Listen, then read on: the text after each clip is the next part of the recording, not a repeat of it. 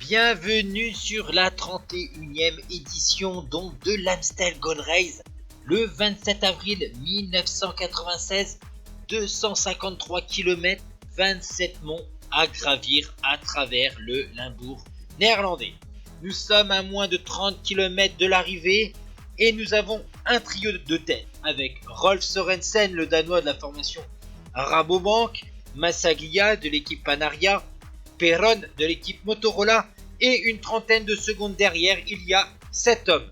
Stefano Zanini de la Gewis, Axel Merckx de la Motorola, Beatsberg, le Suisse de la Carrera 3ème en 95, Konchenkov de la Rosloto, Richard Virenque, le grimpeur de la Festina, Epner de la Télécom 3ème en 93 et Johan Museeuw de la Mapei, leader de la Coupe du Monde, vainqueur de l'Amstel Gold Race en 94. Et on va gravir une des difficultés qui figure sur le parcours en territoire belge. Il s'agit de la côte de Harembey. Et là, 800 mètres à 8% qui va permettre à Zanini d'attaquer depuis le groupe de chasse. Et grâce à la descente et un effort violent, l'Italien de la formation Gewis va revenir sur le trio de tête. Grosse performance, vous voyez, le Dossard 47 revient sur le trio de tête.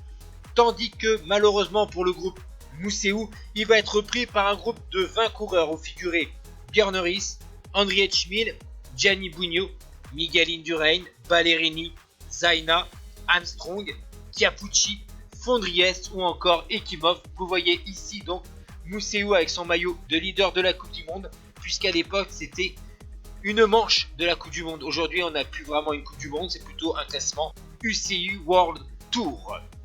Ce groupe de chasse a donc une quarantaine de secondes de retard sur le quatuor de tête. Et lors de la montée de la petite côte de Saint-Pierre, certes pas difficile, mais après une longue journée à l'avant de la course, notamment pour ce trio, eh bien Zanini a décidé de lâcher dans la côte de Saint-Pierre ses compagnons d'échappée. Il n'est pas resté longtemps avec les trois autres coureurs et l'Italien va réussir une grosse performance, le coureur de la formation Gewis. Déjà, il était en très grande forme en cette année 1996 puisqu'il avait fini 4ème de Paris-Roubaix, 5ème de Milan-San Remo et il avait remporté la 3ème étape du Tour du Pays Basque. L'Italien va résister puisque derrière, plusieurs fois des groupes vont se constituer en chasse. On va voir notamment une attaque d'un jeune coureur belge prometteur, il s'agissait de Frank Van Den Broek, alors qu'on s'approche de Maastricht puisqu'à l'époque la course n'était pas avec un circuit final autour du Koberg, avec aussi notamment l'ascension du Kuttenberg.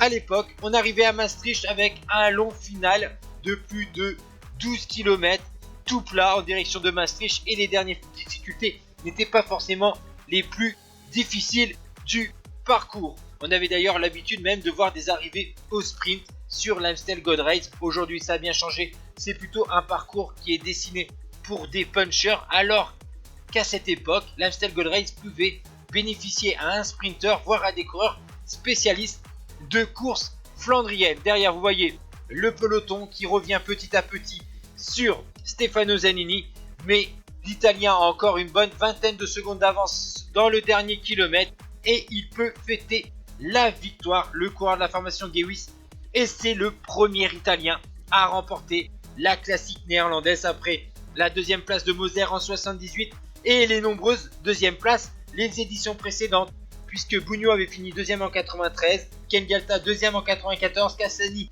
deuxième en 95 ou encore Maurizio Fondries deuxième en 91. Et on va assister à 22 secondes au sprint pour la deuxième place et c'est Mauro Bettin de la Refine qui lève les bras, il n'a pas gagné, qui prend la deuxième place devant Johan Museeuw. Belle 7ème place pour le français Emmanuel Magnin de la formation Festina.